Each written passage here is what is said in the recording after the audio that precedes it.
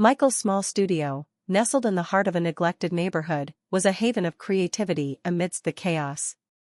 The peeling paint on the walls and the cracked floor tiles spoke of years of wear and tear, but to Michael, it was more than just a workspace. It was a sanctuary.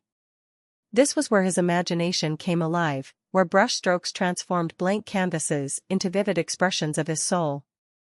The room was cluttered yet charming, with stacks of used paint cans, brushes of various sizes, and canvases leaning against every available wall. Each painting told a story of joy, struggle, love, and resilience. Michael often lost himself in his work, painting for hours without a break, driven by an unrelenting passion for his craft. He believed that his art could connect people, evoke emotions, and challenge perspectives. Yet, despite his unwavering dedication, the world seemed blind to his talent. Michael had always faced rejection, but he had learned to wear his determination like armor. He had approached numerous galleries in the city, hoping to find one that would recognize the value of his work. Time after time, he was met with polite dismissals, veiled critiques, or outright prejudice. Some gallery owners barely glanced at his pieces, while others patronized him with vague promises of potential opportunities in the future. The rejections hurt, but they also fueled his desire to succeed. Michael was no stranger to overcoming obstacles. Growing up, he had faced the dual challenges of poverty and societal bias. His grandmother, a wise and kind woman who had raised him, was his greatest source of inspiration. She had always encouraged him to follow his dreams, no matter how impossible they seemed. "Michael," she would say, her voice steady and reassuring, "the world may not always understand you, but your art will speak louder than words ever could." Her words echoed in his mind as he prepared for yet another attempt to break into the elite art scene. This time, he was targeting one of the most prestigious galleries in the city, the Spencer Gallery. It was a name synonymous with wealth, status, and exclusivity. The gallery was owned by Mr. Spencer, a man whose reputation preceded him. Mr. Spencer was known for his impeccable taste in art, but also for his elitism. He catered to affluent clients who sought expensive, trendy pieces rather than genuine artistic expression. Rumor had it that he had a sharp tongue and little patience for those he deemed unworthy of his time. Michael knew it was a gamble, but he also knew that if he could get his work displayed in the Spencer Gallery, it would open doors he had only dreamed of. With a carefully selected collection of his best pieces, Michael made his way to the gallery. Each painting in the portfolio was a labor of love, capturing raw emotions and vibrant stories. He carried the canvases in a worn leather bag, his fingers trembling slightly as he gripped the straps. The weight of his aspirations seemed heavier than the bag itself. When Michael arrived at the gallery, he was struck by its grandeur. The gleaming marble floors, the soaring ceilings adorned with chandeliers, and the pristine white walls created an aura of opulence. Visitors in designer attire moved gracefully through the space, sipping champagne and discussing art in hushed tones. Michael approached the reception desk, where a sleek-looking assistant barely acknowledged his presence. After a brief exchange, he was informed that Mr. Spencer was available for a few minutes. Nervously, Michael followed the assistant to a private office at the back of the gallery. Mr. Spencer sat behind an oversized mahogany desk, dressed impeccably in a tailored suit. His piercing blue eyes scanned Michael from head to toe, and a smirk curled at the corners of his lips. He didn't bother to hide his skepticism. "You're the artist?" Mr. Spencer asked, his tone dripping with condescension. "Yes, sir," Michael replied, his voice steady, despite the lump in his throat. "I've brought some of my work for you to review." Without waiting for an invitation, Michael carefully placed his canvases on the desk and stepped back, allowing Spencer to examine them. The gallery owner leaned back in his chair, crossing his arms as he glanced at the first painting. A few moments passed before he spoke. "Well," Spencer said, his voice oozing with disdain, "I can't say I'm impressed." Michael felt his heart sink, but he forced himself to remain composed. "Could you elaborate?" he asked, his tone polite but firm. Spencer let out a dry chuckle. "Elaborate? Fine. Your technique is basic at best." The colors are loud, almost vulgar. And the themes? Too raw, too unsophisticated for my clientele. This isn't art, it's amateur work. Michael's cheeks burned with humiliation, but Spencer wasn't finished. Look, Spencer continued, leaning forward, art isn't just about throwing paint on a canvas and calling it meaningful. It's about finesse, about understanding the market. My clients don't want emotional drivel, they want pieces that reflect class and status. Your work doesn't belong here. The words cut deep, but Michael refused to let Spencer see his pain. He gathered his canvases with trembling hands, each motion feeling heavier than the last. As he turned to leave, Spencer delivered one final blow. My advice, he said with a smug grin. Stick to hobby fairs or street corners. That's where this kind of art belongs. Michael left the gallery with his head held high, refusing to let Spencer's words break him. As he walked through the bustling streets, he replayed the encounter in his mind. The humiliation stung, but beneath it was a flicker of determination. He thought of his grandmother, of her unwavering belief in him. He thought of the countless hours he had spent perfecting his craft, of the stories he wanted to tell through his art. Spencer's rejection wasn't the end, it was a challenge. Standing at the edge of a crowded intersection, Michael made a silent vow. One day, the world will see my worth. After the humiliating encounter at the Spencer Gallery, Michael found himself back in his cramped studio, staring at the canvases he had so painstakingly created. The sting of rejection still lingered, but he refused to let it extinguish the fire within him. Spencer's words replayed in his mind like a taunting echo, but instead of wallowing in despair, Michael decided to turn his frustration into fuel.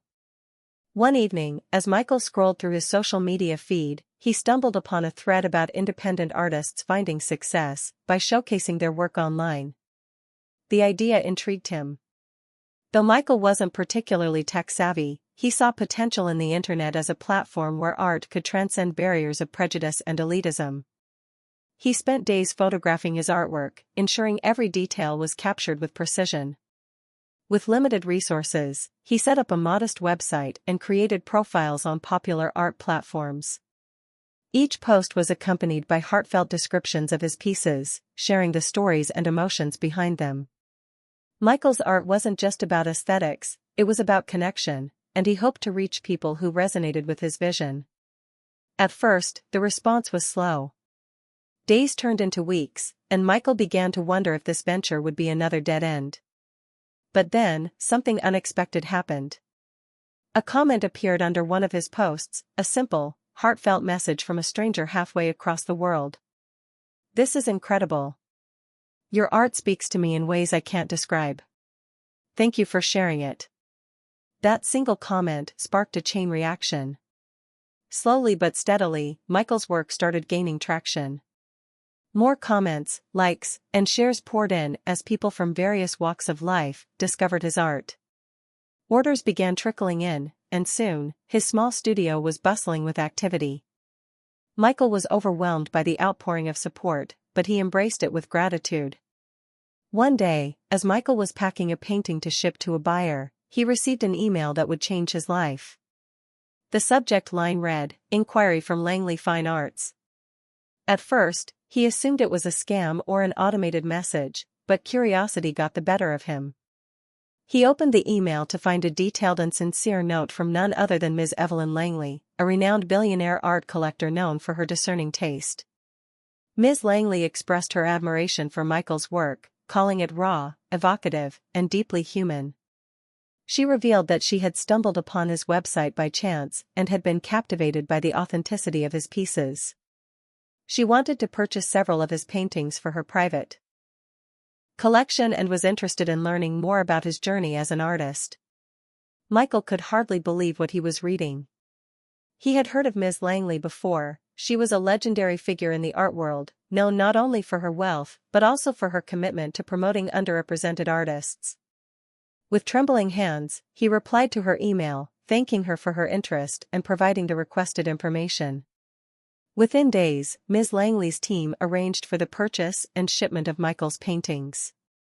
True to her word, she also invited him to participate in an exclusive art exhibition in New York City, where his work would be displayed alongside pieces by some of the world's most celebrated artists.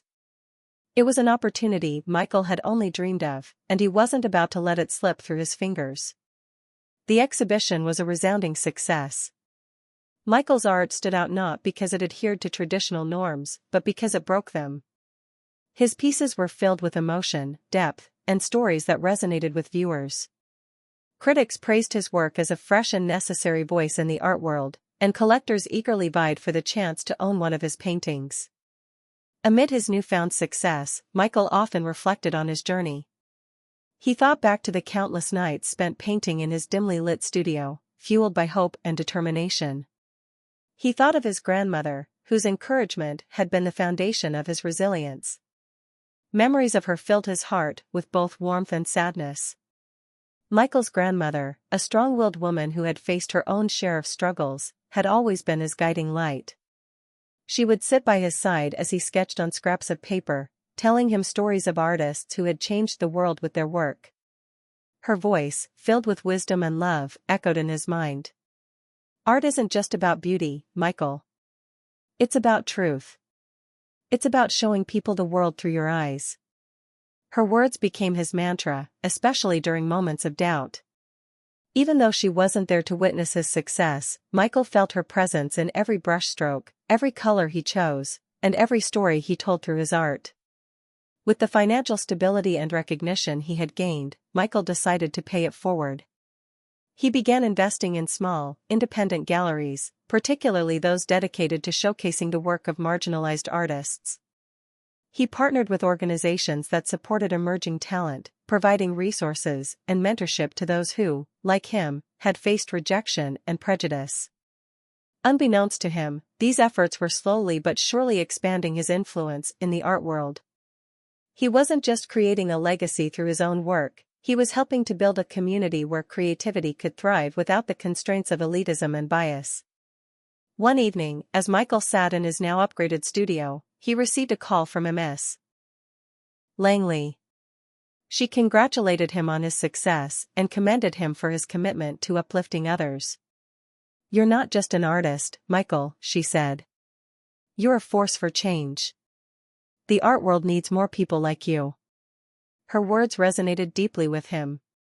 For the first time in his life, Michael felt that he truly belonged. He had risen from the ashes of rejection and prejudice, proving not only to himself, but to the world that his art had value. And in doing so, he had paved the way for others to follow in his footsteps. As he gazed at a blank canvas, ready to begin his next masterpiece, Michael smiled. This was only the beginning. The plane touched down smoothly, and as Michael stepped off, a wave of nostalgia washed over him. His hometown hadn't changed much. The familiar streets, modest shops, and lively street vendors painted a picture of simplicity. It was a far cry from the bustling art galleries and elite circles he now frequented. Yet, this place held his roots, and he felt an undeniable connection to it. Michael had come back not just to reminisce, but with a purpose. With his growing success, he wanted to invest in the local art scene, creating opportunities for others like him who had once struggled to find their footing. His first stop was a small community center where aspiring artists gathered. The walls were lined with amateur paintings and sketches, each bursting with raw emotion and untapped potential. Michael was reminded of his own early days and felt a surge of determination to make a difference. After spending a few days meeting with local artists, funding programs, and laying the groundwork for his initiatives, Michael decided it was time to confront a lingering ghost from his past, the Spencer Gallery. It wasn't bitterness or revenge that drove him to revisit the gallery.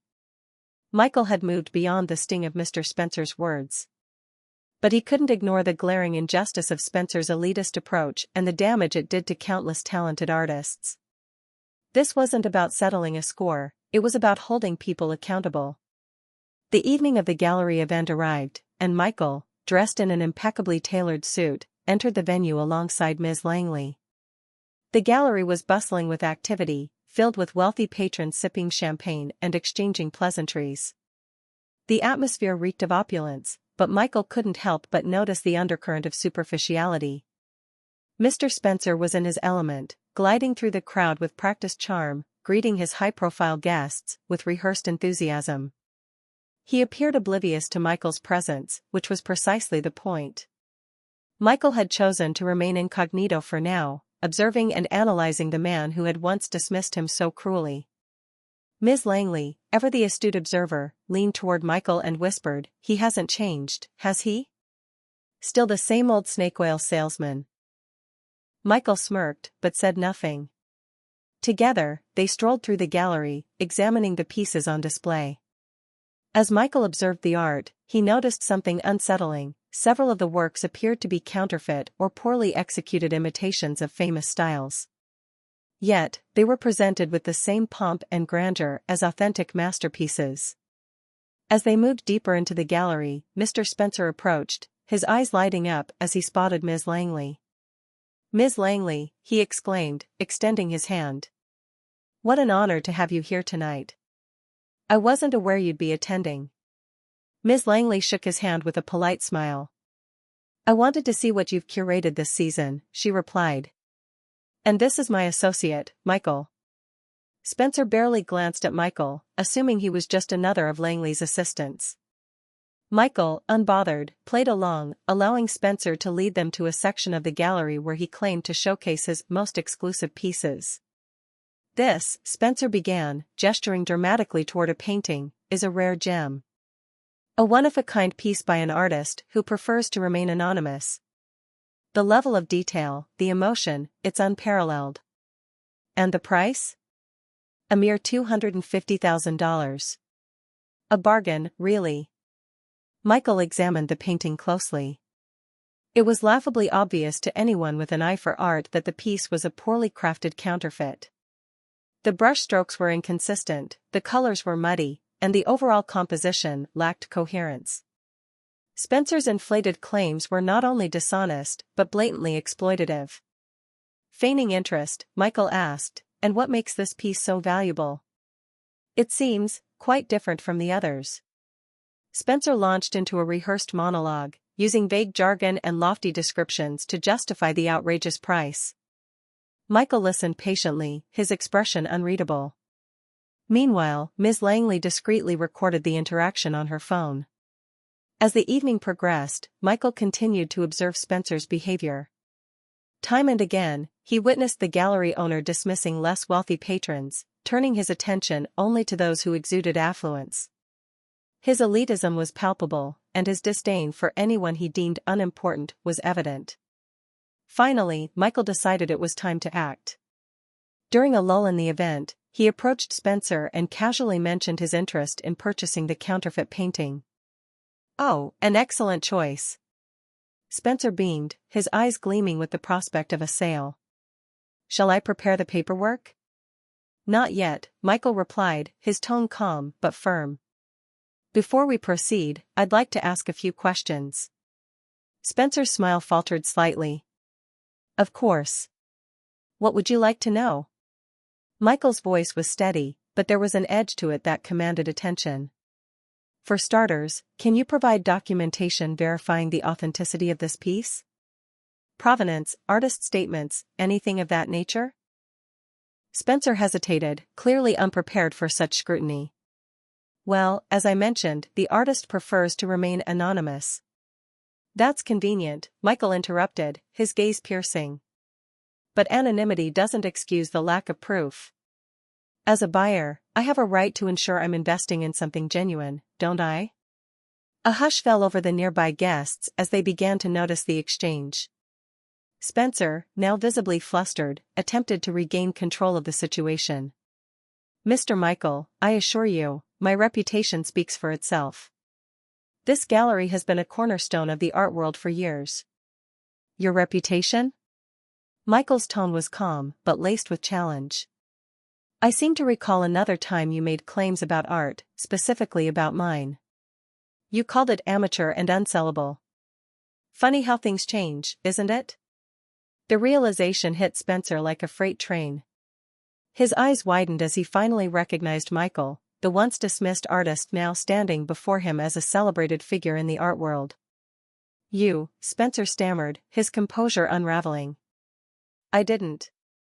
I mean, Michael didn't give him a chance to finish. Let me clarify something, Mr. Spencer. Art isn't about status or price tags. It's about connection, truth, and authenticity, values you seem to have forgotten. And tonight, you've not only disrespected your patrons, but also exposed yourself as a fraud. The room erupted into murmurs as guests pulled out their phones, recording the confrontation. Ms. Langley stepped forward, her presence commanding. Mr. Spencer, she said, her tone icy, you've crossed a line. Selling counterfeits, exploiting artists, and preying on your client's ignorance, it's disgraceful. Spencer's face turned pale as the weight of his actions began to sink in. Michael, satisfied that the truth had been laid bare, turned to leave. This isn't the end, Spencer, Michael said over his shoulder. But it is the beginning of accountability. As he walked out of the gallery, flanked by Ms. Langley and a crowd of stunned onlookers, Michael felt a sense of closure. He had faced his past and emerged stronger, his integrity intact. Now, he was ready to focus on building a future where artists like him would never have to endure the indignities he once faced. The event was buzzing with excitement. Mr. Spencer's gallery had always been a hub for the elite, and tonight was no exception. The air was thick with the scent of expensive cologne, the clinking of champagne glasses, and the hum of cultured conversations. Spencer had pulled out all the stops for this exclusive evening, hoping to reinforce his status as a tastemaker in the art world. Unbeknownst to him, tonight would mark a turning point, not for his gallery, but for Michael, the man he had once belittled.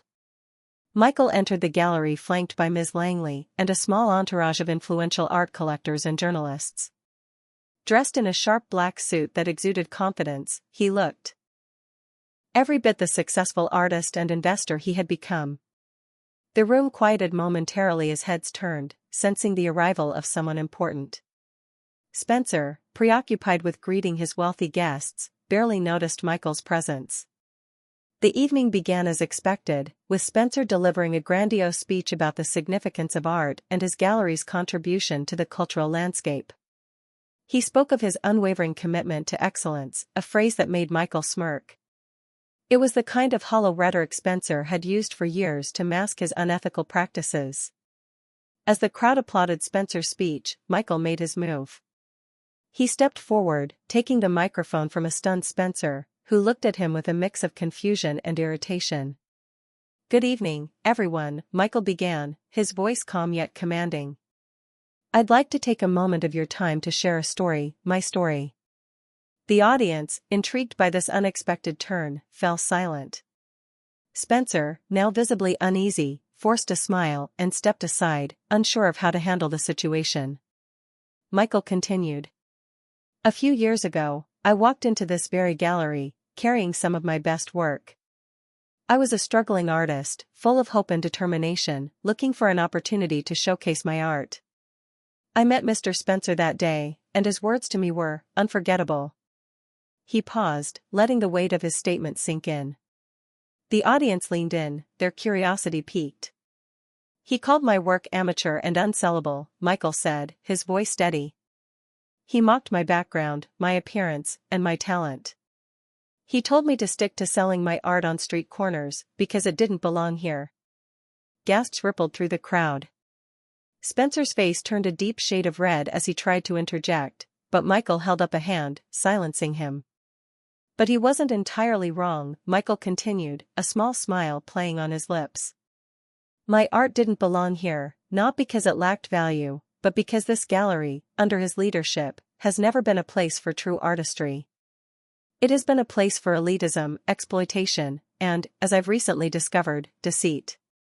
Michael gestured toward a nearby painting, one of the counterfeits Spencer had been selling as authentic masterpieces. This piece, for example, was presented tonight as an original work by a renowned artist. In reality, it's a poorly made forgery, sold at an exorbitant price to unsuspecting buyers. And this isn't an isolated case. The room erupted into murmurs as guests began examining the art around them with newfound skepticism. Journalists furiously took notes, while Spencer struggled to maintain his composure. Michael turned to the crowd, his expression sincere. I'm not here to shame anyone who has bought from this gallery. You were deceived, just as countless young artists have been deceived by promises of exposure and opportunity. Mr. Spencer has built his empire by underpaying emerging talent, selling counterfeits, and prioritizing profit over integrity. The tension in the room was palpable. Spencer, now desperate, grabbed a microphone. "This is absurd," he exclaimed, his voice shaking. "You have no proof of these accusations. My gallery has upheld the highest standards for years." Michael raised an eyebrow. "No proof?" He nodded toward Ms. Langley, who stepped forward with a tablet in hand. With a few taps, she projected a slideshow onto a nearby screen, displaying documented evidence of Spencer's unethical practices. Emails, invoices, and expert analyses of counterfeit artworks appeared one after another, leaving no room for doubt. The audience was aghast. Several high-profile collectors, recognizing their purchases among the forgeries, began demanding explanations. Spencer stammered, attempting to justify his actions, but his words only deepened the crowd's disdain. Michael took the microphone once more. "The truth is out now, and it's time for change. This gallery has stood as a symbol of exclusivity and exploitation for too long. But that ends tonight." He turned to face Spencer directly. "I'm sure you've heard by now, Mr. Spencer, that the building housing this gallery was recently purchased by a private investor." Spencer's eyes widened as the realization dawned on him.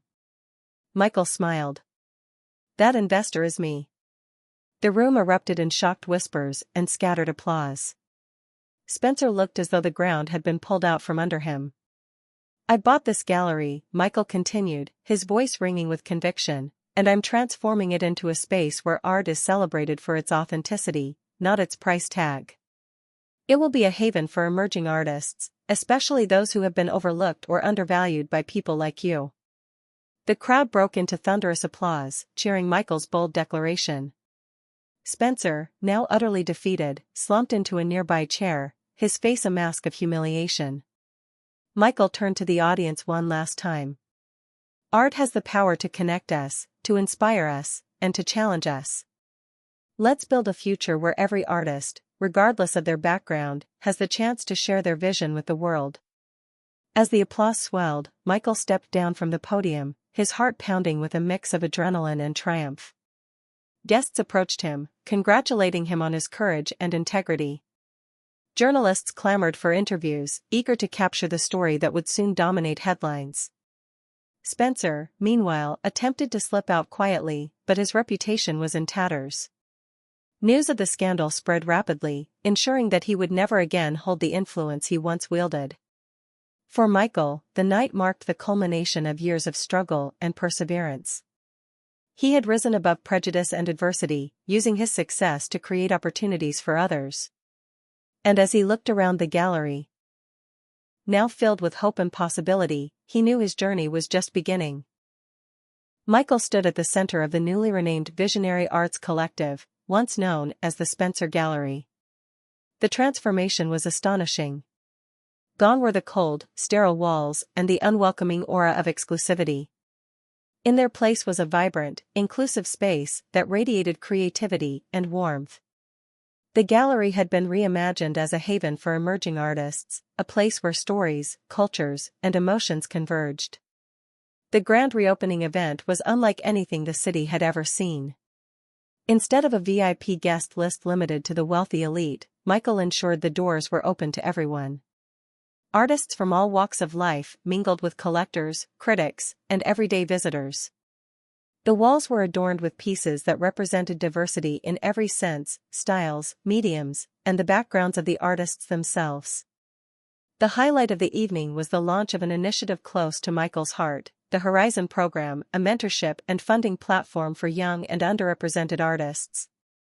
Michael took the stage once again, his voice steady and filled with purpose. "When I was a young artist, I often felt invisible," he began. "The world told me I wasn't good enough, that my work didn't matter.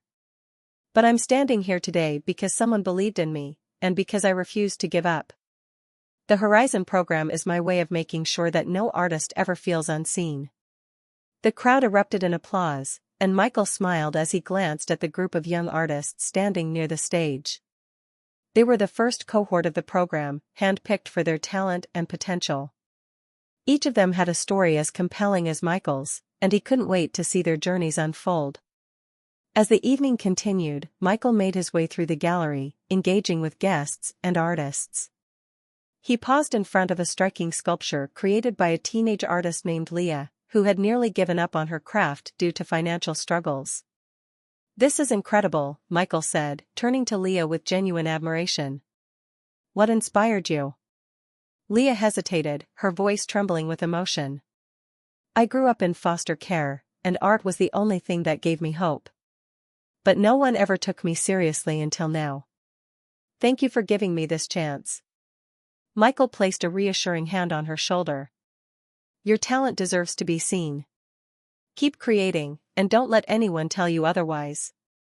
Leah's eyes filled with tears, and Michael felt a pang of recognition. Her gratitude reminded him of his own struggles and the people who had believed in him when the world seemed against him. It was moments like this that made everything worth it. Meanwhile, the fallout from the previous event continued to reverberate.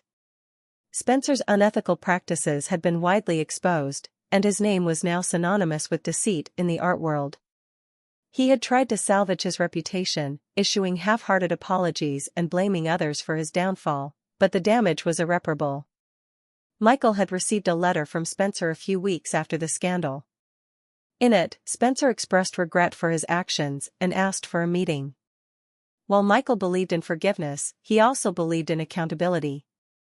He responded politely but declined the meeting, emphasizing that his focus was on the future, not the past. Spencer's gallery empire had crumbled, but in its place, Michael had built something far greater, a community rooted in integrity and creativity. Months turned into years, and the Visionary Arts Collective became a beacon of hope and inspiration. The gallery hosted exhibitions that challenged societal norms, celebrated diversity, and brought overlooked artists into the spotlight. The Horizon program expanded, creating a global network of mentors, collectors, and creatives dedicated to nurturing talent. Michael's success also inspired others in the art world to follow his lead. New galleries and initiatives sprang up, prioritizing authenticity and inclusion over profit and exclusivity. The ripple effect was undeniable, and Michael's name became synonymous with progress and change. One evening, as Michael walked through the gallery after hours, he found himself drawn to a painting in a quiet corner of the space. It was one of his own, a piece he had created in his early days when he had nothing but a dream and a brush. The painting depicted a young boy sitting under a tree, gazing at a distant horizon, his eyes filled with wonder and determination. Michael smiled as he stared at the painting. It reminded him of how far he had come, and of the people who had helped him along the way, his grandmother, Ms. Langley, the online supporters who had discovered his work, and the artists who now looked up to him as a mentor. His phone buzzed, pulling him from his thoughts. It was an email from Leah, the young sculptor whose work had been featured in the gallery's reopening. She had been invited to exhibit her work at an international art fair, thanks to the connections she had made through the Horizon program. Michael's heart swelled with pride as he read her message. This was his true legacy, not the fame, the fortune, or the accolades, but the lives he had touched and the doors he had opened for others.